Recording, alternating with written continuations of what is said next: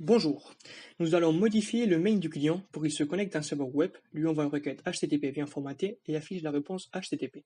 Pour cela, ce qu'on va faire, c'est on va modifier le fichier main-client.c qui nous a été fourni et on va les modifier grâce aux fonctions qui ont été définies dans le fichier client.c. Donc pour cela, ce qu'on va faire, c'est on va premièrement ouvrir le fichier client.c et on peut se rendre compte qu'il y a deux fonctions d'initialisation. Une première dans laquelle on ne spécifie pas le service et qui se connecte directement à un port différent du port 80, qui est celui utilisé pour HTTP, et une deuxième fonction qui, elle, on est spécifié par paramètre le service qu'on veut utiliser, dans notre cas HTTP.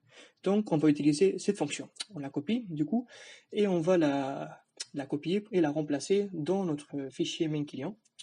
Du coup, une fois copié, on va enlever le localhost pour mettre après la machine qu'on veut utiliser et on va mettre pour service HTTP. On peut voir que la condition de boucle qui était présente était que la fonction, si elle renvoyait quelque chose de différent de 1, il y avait une erreur. Du coup, on peut se rendre compte que dans cette fonction, quand tout se passe bien, on renvoie 1. Donc du coup, cette même condition nous sert pour cette nouvelle fonction. Pour l'émission, dans les questions précédentes, on s'est rendu compte qu'il faut émettre deux requêtes. Une première requête qui va être une requête get HTTP, donc on va mettre get avec la racine, puis la version de HTTP 1.1, et une deuxième émission dans laquelle on va spécifier le host où on veut se connecter. D'après ce qu'on a vu en telnet, c'est important de mettre de retour chariot pour que tout ça fonctionne bien. Après, on va attaquer la réception. Donc, du coup, comme on peut voir dans client.c, la fonction réception renvoie nul quand il n'y a rien à plus, quand il n'y a rien en plus de recevoir. Donc du coup, ce qu'on va faire, c'est qu'on va utiliser seulement une fois la fonction réception mise dans une boucle, pour comme ça pouvoir recevoir l'intégralité du message.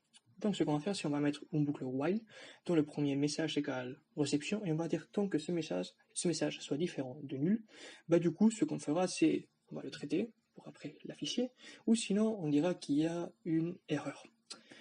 Pour des options de design, ce qu'on va faire, c'est on va enlever le G reçu du printf et le retour chariot pour avoir l'intégralité du message bien faite.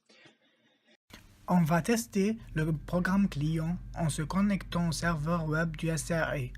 Pour cela, on va taper pour le nom de la machine www.sri.ups/tlse.fr ainsi que pour le nom du host. Puis on enregistre et pour la compilation, on a créé un makefile pour automatiser la tâche.